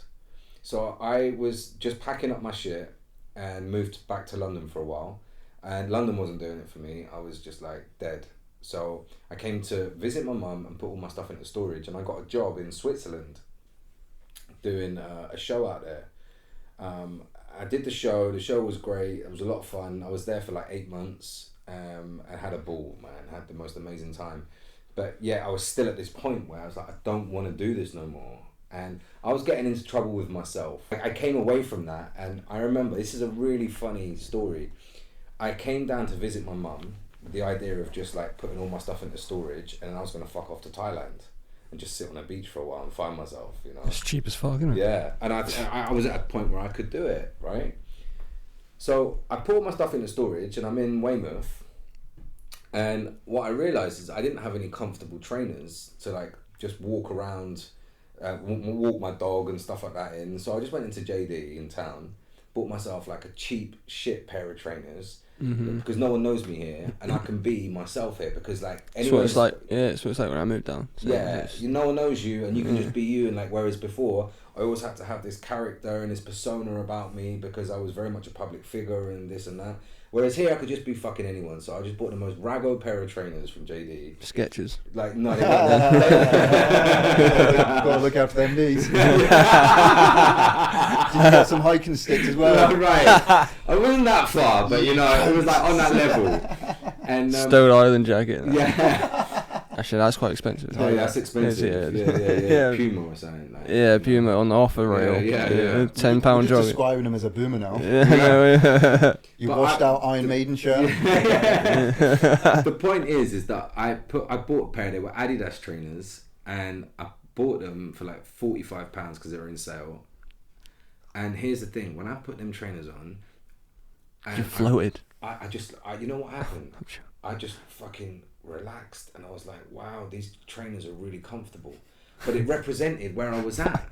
Do you know what it represents, I reckon? Go on. It's something I've come to call the peaceful divorce. All right, so just going real back to the whole, not necessarily the Spider-Man thing, but the whole idea of about the suit I'm nothing. Yeah. The suit in our case being your persona as this you know, public figure, if you say, you know, this tutor, this, you know, whatever, all these titles you can think of, right? And then me with the parkour, that being a part of my identity, my alter ego that I can tap in and out of my higher self. Yeah. But when you experience the peaceful divorce, I mean, it can go on for years. Oh my God. But in that towards the end of that journey, you find that, you know, it's kind of obvious when you say it, but emotionally you have to feel it, in which that you realize it's not the suit, it's you. Yeah. Right. I know that's, you know, it's like, oh, it was there all along. It was there all along. And when you get to the end of that peaceful divorce, yeah, but it's a long process. It's a hell of a fucking journey, and you know, it's a big rabbit hole to fall in. And a lot of people, from my experience, is that they're so afraid of that journey that they just don't take it.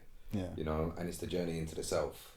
You know, but if you don't honor it, then you're going to end up with illnesses, addictions, broken relationships with yourself as well as with others. You know, I see it in some people. Around. We're on that journey now. Yeah. Well, I mean, this is the time. When I was 21, I quit parkour, but I did it so peacefully. I got to the top of this wall, and I just thought, I'm done. Yeah. It's funny how just like in a moment, like, you can have that clarity. Did you celebrate with a wank? You know what? I couldn't even tell you what I had for breakfast that day. I just knew that I quit that day. Yeah. Fair enough. There's a 50-50 chance I masturbated that night. Or a 90-10 chance. 90-10, yeah. 95-5. It's 99-1. It's a nightcap. Yeah, I'm all about the nightcap. You know what's funny? Like when you're younger, right? I don't know if you're gonna keep this in or not, but when you're younger, like I used to use masturbation as either a stimulant or a sedative, right? Sedative. But the older I got, the more of a sedative. You know what I mean? Like these days, like if I wake up because it's summertime and that sun's shining in, I'm just like, Mate, I've got to wait till the house is clear. If I shout hello and no one answers, I'm like, let's go. It's just him next door. Help! Oh fuck! Get the right floppy, man. I can hear you wanking. I can see you wanking. Oh no! Oh man, I don't that's actually brilliant. care. That's brilliant. But the peaceful divorce. So anyway, The peaceful divorce. you know? Yeah, the peaceful divorce, man. It basically, so I get to the top of this wall and I'm just like, it's over. Yeah. But it was so like, I'd had 6 months really to think about it, right? Because I started smoking weed, which wasn't a bad thing. I'm glad I started smoking weed, but I started to really start more, contemplate the whole writing thing. Because I'd do it on and off, but I would never do it enough to get better at it. So I'm thinking, I want to write more. I think weed puts your age in perspective more. Well, See, when again, you're like 26, try to play basketball, and you're like, yeah, maybe I should. Maybe I shouldn't. I realised that it had nothing more to give me. Right. Everything that I seeked in life, every kind of whatever wisdom, because again, it's like when you lose yourself in a moment, because parkour is predominantly problem solving, but with your own body. Yeah. Right? Yeah. So, you see the videos, you see the gatherings, but 90% of your time is spent on your own, trying to figure out this one fucking movement. Trying to think, how can I get from there to there? All of them, mate, it's quite dangerous. Pardon? All of them, mate, it's quite dangerous. No, but like on my own, I did, especially around here, there's a lot of low level Wear stuff. a helmet. Yeah, no, I don't wear a helmet, I weigh you down. I'm joking. Imagine going on the street and seeing like a parkour dude wearing a helmet and shoulder kneecap pads. protector, elbow protector. Mum, look. Ooh, ouchie. Film me for the gram. Mum, my bone's sticking out my shin. It's alright, that'll heal. You should have got shin pads, Mum. Just a guy in chainmail By that doing point, you might as well parkour. just fucking quit, son. You Yeah, know what I mean? yeah, Anyway, yeah, pussy. What happened was, like, I don't know if this happened to you, but there were telltale signs before you have that sort of peaceful divorce. Oh, mate. And for me, it was about 6 months before. Right? And bearing in mind, I'd broken my left leg, I'd broken my right leg, I had all these reasons to quit, and I was like, no, right? Because I was it was in my head then. But at this particular moment, I wore these shoes that I'd ordered off a parkour site. Sketches. No. They're called 3-1. I don't know. It was Just like a parkour brand. Bro, Yeah, you should yeah, get yeah. sponsorship from Sketches for this show. Oh, mate, for sure. Fuck tag him in Skechers, this. man. We'll tag him in this, I'm right? wearing Sketches. You don't mean that, though. Nothing to do. All right, so I put on these parkour shoes, and they're fucking great. They're great. But my heels started rubbing against the back because of the insoles, right? But I was stubborn. I was like, no, I'll wear these shoes in. He's like, I'm courageous not for taking parkour. I'm not taking these shoes off for nothing, right? What happens? Half a day later, man, cuts are horrific. I've got skinny ankles anyway, man. It's horrific. And that's I had your own no fucking choice. fault. I know. No. But it was, it all worked out great because Put it in perspective. this was 6 months before I'd actually quit parkour, and I had to have a month out. So I went to the public library, started reading some books, got a little whiteboard, started fucking learning about biochemistry because fucking why not? Why not? Started doing some more writing and all that. Got a bit stoned for the first time on my own. Dabbled, You know, playing a bit of banjo kazooie, watching the 13th Floor. I was having a great time. So on your own, the first time getting stoned on your own? Yeah, 6 months before I quit. So parkour, I remember right? the first time I got stoned on my own watching Jay and Silent Bob, like, my whole body was like... How old were you? 17. Yeah. I did it with my mate before, and together, and we puked, and I was like, I don't know if I like this, so I tried it on my own with Jay and Silent Bob, and I was like, I fucking love this. The first time you do it in your own company is a special time, right? Yeah. And I just realised I don't need to do parkour. I'm being creative and I'm studying and I'm having a good time. I feel happy. There's no pressure on my shoulders. And I'm high. But I went back, and I'm high. But I went back to parkour anyway, and then 6 months later, that's when I was like, oh, I can just quit. It's okay. I can just quit. It took a few more, many more years after that to really understand my true identity without the parkour, but that was the beginning. Yeah, it's very, it's like, you know, that analogy you're using, or that saying from the film, without this suit I'm nothing, you know. It's so profound, man. It's so right, you know. It's like if also as well, like for me it was like a life ring that life had thrown me to get me out of a really fucked up situation that I was in as a young teenager. So since that life ring had been thrown around me, it had just carved a path for me to be able to put my heart and soul into. So it was my whole identity, it was my life. And also, I have no shame in saying it, I was fucking good at it. You know, like I owned my shit, you know, and the proof is in the pudding, you know, like all of the work I've done, the shit I've accomplished, you know, that's like, it's all there. And when you're so good at like something, it's really hard to let that go. And it's like, well, fuck, man, like what do I do now? Who am I? And like, I guess I can call it, because I'm 41. Is this the path you're on now? Yeah, so like, maybe this happened a couple of years back. This happened maybe 3 years ago. About 3-4 years ago.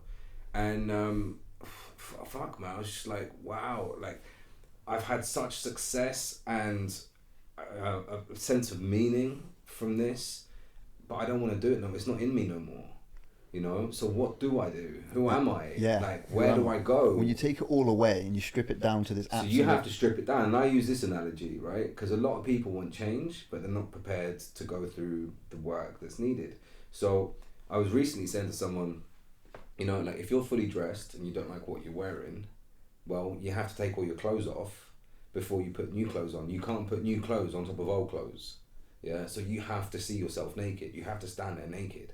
And a lot of people are not willing to do that because it's a fucking painful process and it's long, and there is no set time of, okay, well, you're going to do this at this time and this month, and then by next month, it doesn't work like that. Some people got weird shaped balls and they're just like... Exactly, I don't know why they don't shave them, you know what I mean? Shit, joking. It's itchy as fuck though. Like smooth.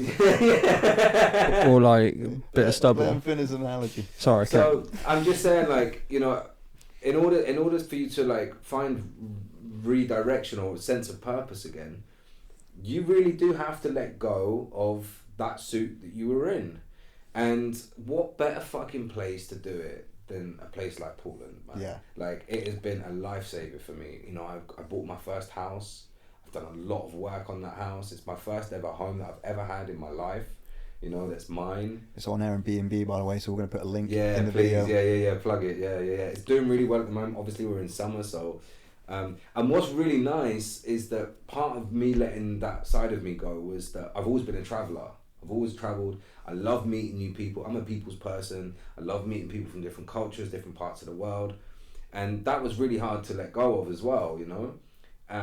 But now I'm doing Airbnb, they're coming to me. Mm-hmm. And I'm getting paid for it. And it's in my house. Whereas before, I always felt very displaced. I always felt like I never really had roots. Because unfortunately, my family and we don't really get on. So whenever it was coming home, I wasn't really coming home to a family. I was coming home to finding sofas on friends' places, and you know what I mean? And it was like never really having my own home. Never had that. And I left home, as I said, when I was 16. So I've always kind of been like this little hobo that travels the world and just bums on people's sofas and shit. So to go through this transitional stage in my life and to give myself my own home that's mine, no one can take it away from me, and have that peace, what a fucking great place to start like rebuilding and redirecting myself. And through the time, like, lockdown happened, and then through lockdown, like, I still have this burning energy inside of me that I need to channel. So through the channeling, I started to draw again. And before I was dancing, I was like doing graffiti. So that's come back tenfold. And now I'm just fully immersed in creating art, doing like graffiti pieces and stuff, and really... I've seen some of your shit down Frontline. Yeah, I don't mean shit in a bad way. I always say that shit. Yeah. But yeah, that's fucking dope as shit. Yeah, man. thank you, man. It's really good. Yeah. Some of the messages on it and that. Yeah, exactly. It's fucking really good. Messages are on there and stuff, and it's all got purpose and meaning. And I, you know, so here's the funny thing. For me, I'm still dancing because I'm just dancing with my hands and pens and spray cans on canvas. And that's massive for me because whenever I've done something, I've always had to fully physically give myself, physically, like dancing, done it full out, you know? Now I can sit peacefully and just like my hands are moving. And that is so peaceful for me and therapeutic. And I'm creating these pieces of art, you know? And I've invested, like, I've just gone all in on this, you know? Like, I've sold off assets that I've had to support me so that I can pay my mortgage and that, and it will see me through without any guarantee of anything happening from it. And then just recently, someone's just bought 2 original pieces of my artwork, you know, and they've gone for really good prices. And I'm starting to create a hype, you know, people are buying limited edition prints that I'm selling. Things are moving, you know, and I just trust the process. But most importantly of all, like, there's peace within myself. I have peace now that, like, that person has gone, like, he's not gone, he's always with me. I'm always a dancer. Before anything, I'm a dancer. I was dancing like mad to Michael Jackson as a lost little angry kid, to then being a professional, to then being a choreographer, to being an artistic director, and now I guess you can call me an artist, where I draw, you know, like... So, artiste, don't you know, darling? You know what I mean? So, like, there's dancer is always in me, man. Like, and I always have a little bop and a groove in my kitchen, you know, so, like, it's always in me, but it's like the journey is unfolded, but it's taken fucking years, and a lot of mental health issues. Like, I've no shame in saying that, like, I've suffered deeply from depression. I was on antidepressants for a while, and I have no shame in saying that. Did they help? Yeah, they really did. And I as I said, I had therapy because I really battled with myself, and also I thought as well, like, the best gift I could give myself was love, and that manifested through therapy and trying to create a self-care package for myself. And the therapy was so profound, man, and that brought me a lot of peace. I've lost my train of thought of where I was going. We talk about therapy and like finding your happiness within. Yeah, I only asked that to say because Antidepressants. I was on them and they never helped me. Okay, so that's why I asked. Okay, so this is really interesting, right? So I got myself into a really bad spot mentally, like really bad, and I was having therapy at the time, and my therapist said, well, you know, I don't advocate for, I can't prescribe or advocate for taking any kind of medicine because I'm just a therapist, but have you thought about taking antidepressants? And there was this massive ego in me that I don't need antidepressants. And I said that to her, and she said to me, well, listen, if you had high blood pressure and the doctor says you've got high blood pressure, you need to take pills that will bring your blood pressure to normal, right? Would you take them? And I was like, yeah. She said, if you broke your leg and they put you in a cast and they give you a crutch, would you take the crutch? I said, yeah. She said, well, perhaps you would take the antidepressants. And I was like, fuck, I guess if you put it like that. So I went to the doctors and asked for antidepressants, and they gave me citalopram. And they gave me, I think, and it was, were you taking citalopram? I used to, yeah. What was the milligram, do you know? I went up to 50 at one point. Wow, okay. Yeah, but that's only because I told them it wasn't working. Right. And it still didn't, I felt it didn't work for you? Not really. No. Maybe I had like effects, How and the long effects did you take I didn't. It for? A good fucking like half a year, I'm gonna say. Yeah. So like the first 3 months I was like, no, it's not working, so I'll boost you up. So but I just felt like I was not myself. Do you know what I mean? Really? Thought this ain't helping, this is just fucking making me worse. So it's interesting because there are different types of antidepressants. But that's what I say, I don't, if it helps someone, it helps someone, you know what I mean? It just didn't help me. Yeah. You know what I mean? Yeah. I have something I want to ask you. Yeah. In terms of like when it comes to addiction. Yeah. Do you find, because I've experienced this in my own life, and it's something that is a beast that I'm trying to tame, and I see a lot of it in my dad as well. He has similar traits where if something's going well, you want to accentuate the moment. Of course, but that's normal. So maybe you might have a drink. Of course. Maybe you might have a smoke. Yeah. But you know, what is it within us when we succeed that we want to take it further? Yeah, and keep taking it further, because I ride the high, don't you? Right, yeah, absolutely. you want to take it further. Yeah, you know, I see it in a lot of people, even if it's just a mundane get together. I think like it's interesting you use the word addiction because like it's about holding on to that high, as you say. You want to ride that high, you want to like stay on that high, but normally, well, addiction first and foremost is a disease. Same way that cancer is a disease. Right, except that addiction is a disease of the spirit, right? Mm-hmm. So it's not like clearly accepted by the consensus of people that addiction is a physical and mental disease. It is a fucking disease, right? Same way that cancer is. So that's one thing. Like addiction and riding. What it does is like also if you're suffering in other parts of your life. Emotionally, then obviously if you take any kind of mind altering substance, it's going to fulfill or fill that gap in you that's not being pleased or met. You know? I've managed to keep a handle on it now, in the sense that when I want to have a drink, my go-to is red wine. Right. But I have the 2-glass limit. See, but there you go. So you're not an addict. You're not an addict. No, I'm not. But when I get to, like, say, glass number 2, and I'm just on my own company, right? Because I fucking love partying on my own. Yeah, yeah. Like, I'm one of those. I fucking love it. Yeah. And I've got the living room to myself because I live with my mum's at the moment. Right. I've done since I was like, what, 25? Yeah. um, How old are you now? I'm 30 now. Right. But you know, I've got the living room to myself. They're upstairs. Yeah. I can pretend like it's my pad. Yeah. You know, Yeah. it's a nice feeling. Yeah. And I'll have 2 glasses, and I'm feeling a bit more sociable and all that. Yeah. And there's that little temptation to go, have a 3rd glass. It's nice, isn't it? It's nice having a little sip and a little puff on the vape. It's like a demon in your brain, like. Yeah, but here's the thing. But then I come up with a thing called. He's making a Palpatine reference. Yeah. Do it. I come up with what I call the peak scale, and I started off as a joke with a friend who was clearly alcoholic at work. So I just fucking around, but it was something I was really thinking about. I drew what I called the peak scale. So say, well, let's use red wine as our measurement, right? That's 1 glass. Well, it's going up, feeling good. 2 glasses, there we go. And then say 2.5 is their limit point. And it just all goes down from there, because you try to, even with marijuana, like, I'll smoke a pipe and be out my face for like 45 minutes, but then it'll wear off. And if I hit a second pipe, it's not the same again. No, of course. I've got to wait till tomorrow. So I've just kind of stuck with the peak scale. Joints are a little bit different because, like, it's more subtle for me.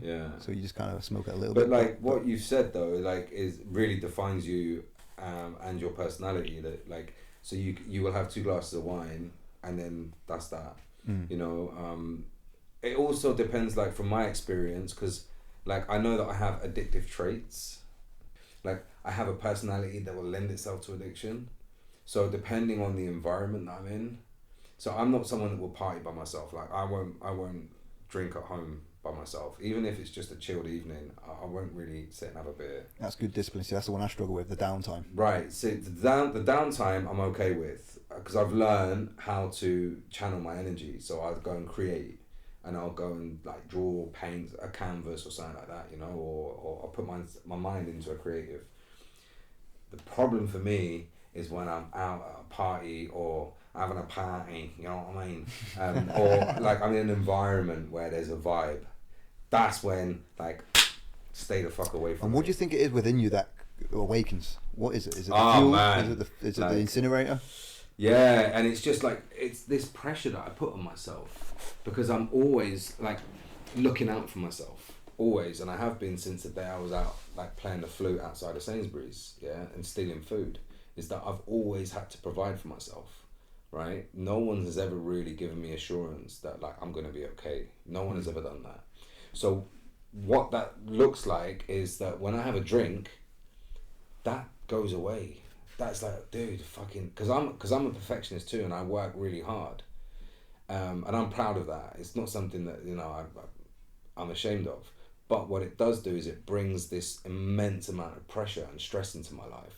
Because I need to provide, I need to pay a mortgage, I need to pay bills, I need to know that I've got money coming in, you know? So when I have a drink, all of that pressure leaves me. And you know what? Do it. And that demon is not a demon, man. He's my friend. Because we Palpatine. partied hard, man. We partied hard. Well, that's it. You know, it's and it's a weird one, isn't it? Because it's like, mates now. That's how the addiction creeps in. It's like, you've done so well this week. Absolutely. So then it becomes a rewarding. Do it. Yeah. So then it becomes a rewarding thing. So it's like, right, I've worked really hard. Now I'm gonna give myself a reward, and that reward is getting fucking absolutely twisted. And you know what it is as well? It's like I you know, when I hit that peak, one of the best emotions I feel is this sense of completion.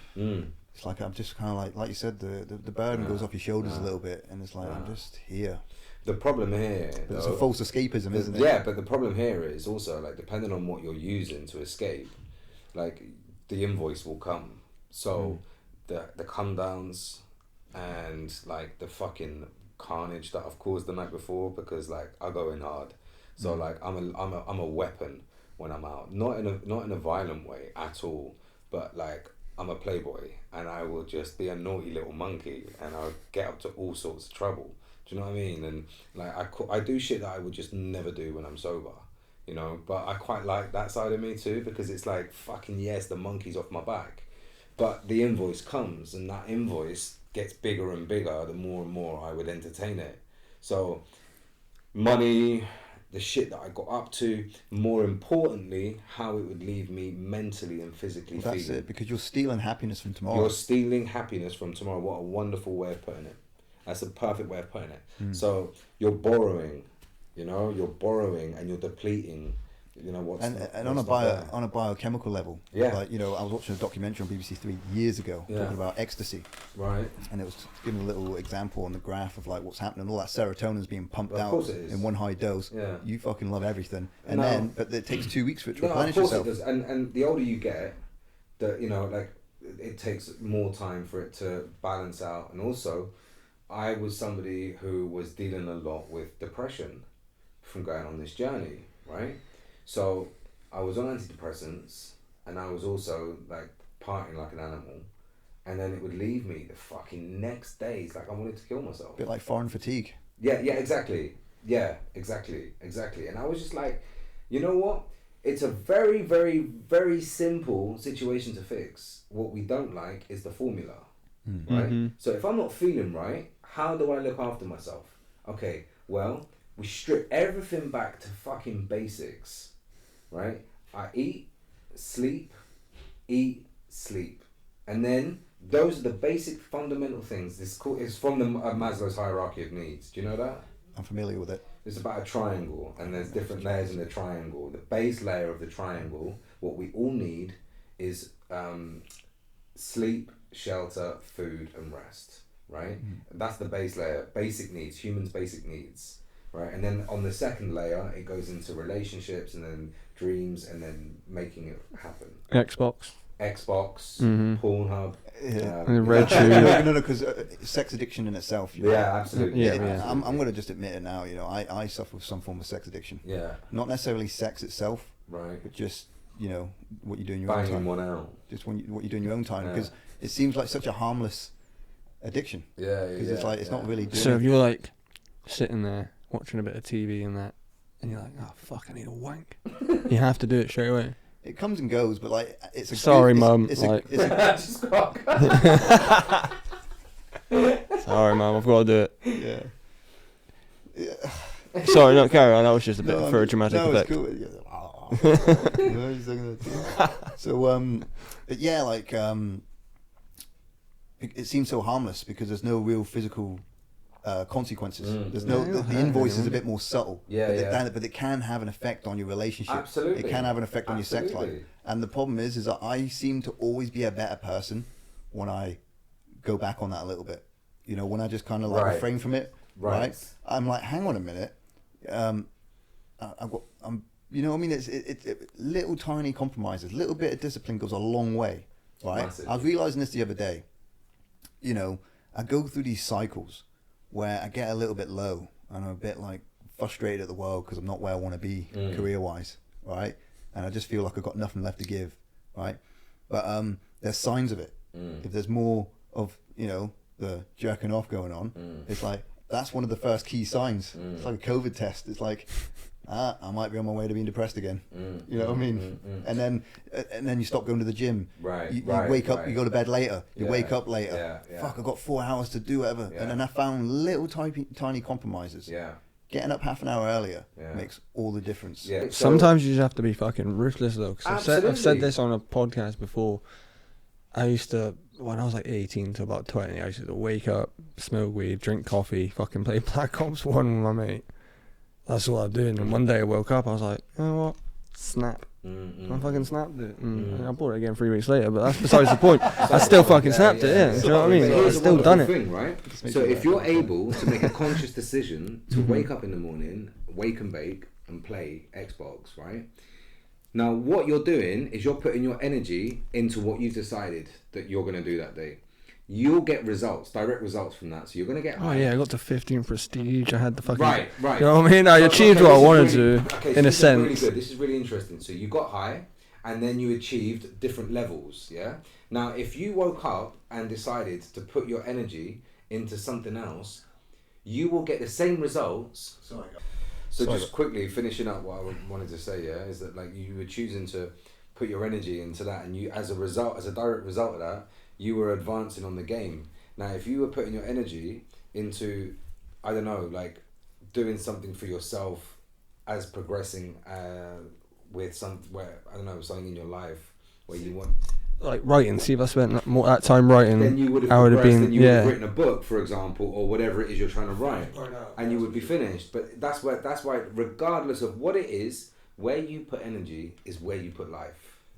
It's as simple as that. I understand that now more than I did, if I say, a couple of years ago. For sure. I was still stuck in a rut. I kind of like was stuck between here and there. And I still wanted to game loads, but yeah, I knew how to get my life in fucking order. Do you know what I mean? Yeah. So, but I've got to kind of grasp it now. Yeah.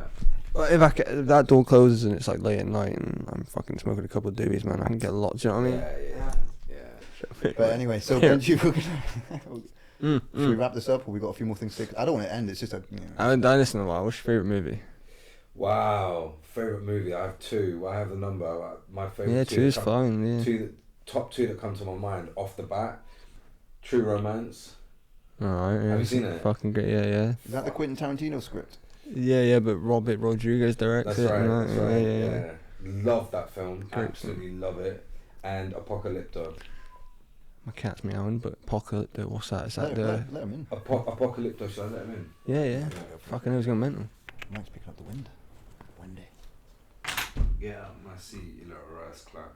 So Apocalypto, that's a Mel Gibson movie, right? Mel Gibson. That's the one, yeah. Good And it's director, man. what the reason why it's so profound to me is because it's all about the strength of the soul, man. The strength of like one man's journey to get his family back, and like it's just stripped back. It's just like I love it. I love. Is that the one Martin Sheen? The what? Martin Sheen. Or is that I know you're Apocalypse thinking of now? Apocalypse now. You're thinking of. Yeah. But I do love that sort of success story where it's like, you know, the hero's journey. Like, you know, I love films like, I love it when enhanced intelligence is one of the main themes of the story. Like Limitless. Yeah. Fucking Limitless is insane. It's one of those few occasions where the film's better than the book. Yeah. And the film's just fucking phenomenal. Yeah, Still the haven't film's read the book. brilliant. Is it worth reading, or is it No, just no, like, the nah, film's just better. watch the film? The film's better than the book. Nah, there's no sun anymore. It's Yeah, it's one of the few occasions. Continuity. Yeah. But it's one of those rare occasions I where love that nerd, like, the fucking curtains are closed. well, we had a broken clock for like a good few episodes, and Right. the girl said, "You're Who said? a girl called Becky at the gym," Oh. and she was like, your clock doesn't work." I was like, "Yeah." Yeah, we know. It's the whole point. It was the whole thing But I was until like, "You're the it first one." I was like, "Fair play, you're the first one." magically fit. I don't know who fixed that, Yeah. but Yeah, someone. ruined it. Anyway, should we wrap things up? Let's wrap it up. But Yeah, I might as just well, want to yeah. say, like, you know, we've got real, you know, we could go on for 3 more podcasts. For You know what I sure. mean? So Oh, yeah, 100%, you're more than welcome man. to come back anytime. Hey man, I'm 2 doors down the road, so So you if you know want- it'd be a pleasure to come back and chat. Next time we'll advertise your place, the Airbnb. Yeah, We'll do an episode of yours. yeah. Do it in the that'd be garden. great. We'll get the wind protectors on. Yeah, for sure. Well, thank you for having me on, guys. Anytime, It's been a pleasure. anytime. Oh, it's been awesome.